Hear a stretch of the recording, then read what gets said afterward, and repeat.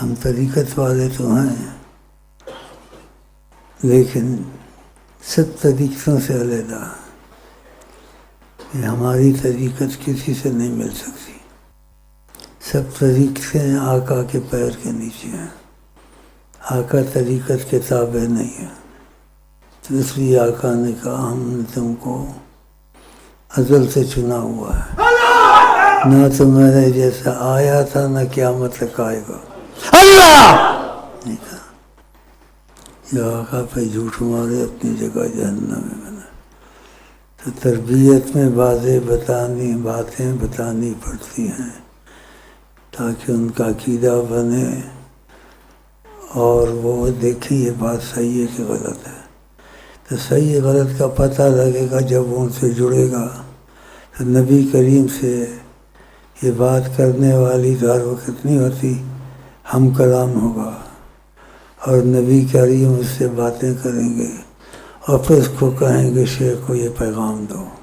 تو یہ کتنی بڑی اس کی مضبوطی کی نشانی ہوگی۔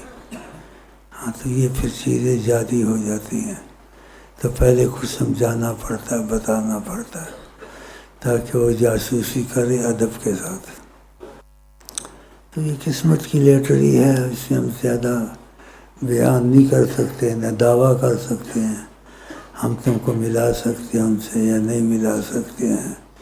یہ باتیں کہنے کی نہیں ہوتی، لیکن ان کی تھوڑی چھوٹ ہے مجھے قضا تقاضا کرم سے، تو کہنے کی کچھ اجازت ہے ادھر سے۔ پھر جتنی اجازت ہوتی ہے اتنا میں آپ کو بتا دیتا ہوں، اور جتنی نہیں ہوتی ہے اس پہ خاموش رہتا ہوں۔ کہتے ہیں پھر بتائیں گے، ٹھیک ہے۔